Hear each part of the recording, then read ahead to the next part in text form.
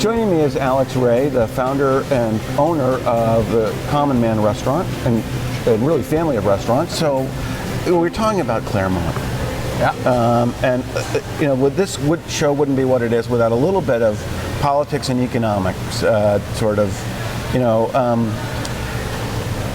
region of the state. What has to happen for that sort of part of Sullivan County, maybe over into Vermont? I know that's not really an area you're familiar with as much, to grow from your vantage point. Well, building confidence in the people. You mean how can we get Claremont to continue to take on new? At one time, I think Claremont was the state's largest city. Yes. Yeah, isn't that amazing? I've interviewed people and they talk about how vibrant it was, and like they had 6 police officers to man the traffic walks, at one time, and it was really a growing, vibrant place. I have a saying for Claremont that catches people off guard. I'd say the best thing that ever happened in Claremont is nothing.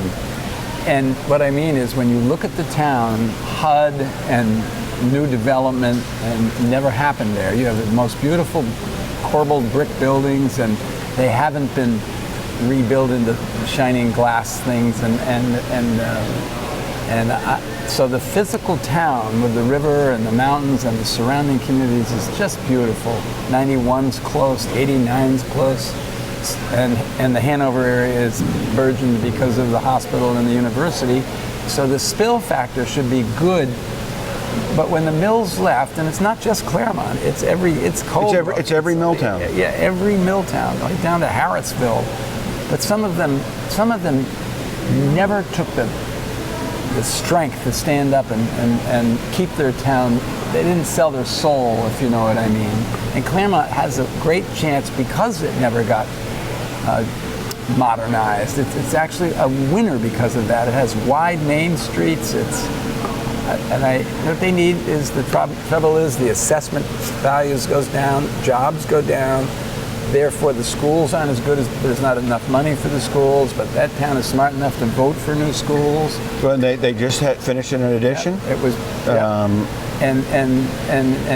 it's got to turn the corner. The good news is that even the spill from Hanover living in Claremont will bring it back and bring the scale up, and it's been a long haul. I mean, look at those Amoskeag mills right here in Manchester. For 40 years or longer, they were just a derelict thing, but they weren't wrecked. Today, they're the engine of the community of Manchester.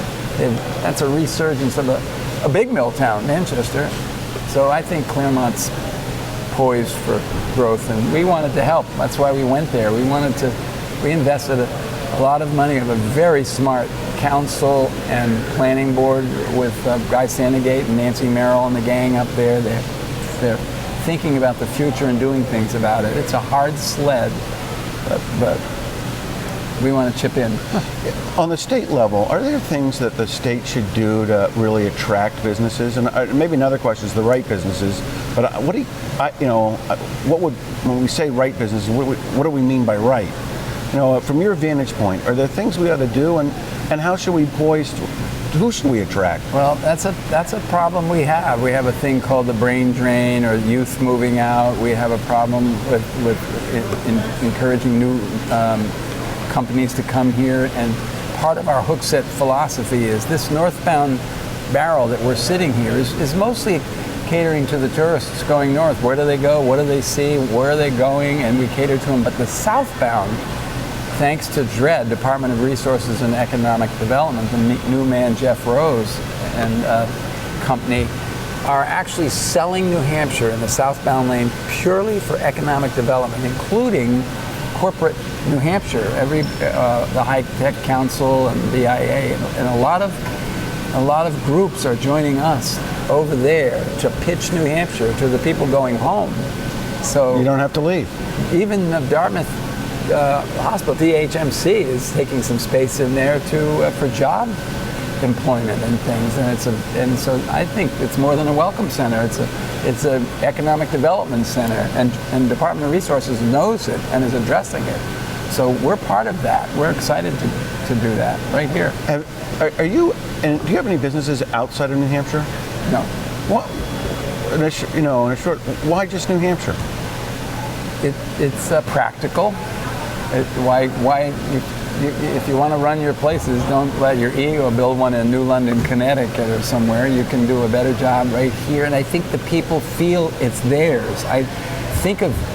You have a lot of Vermont people watching your thing. Think of Ben and Jerry's. That was a Vermont company. Ben's a good friend of mine, and he, for years, Vermont was proud of Ben and Jerry's. And Cabot's cooperative cheeses. That's a Vermont thing. So I like to this be is the New Hampshire restaurant thing, yeah. Great. Or hotels. Well, thanks so much. Okay.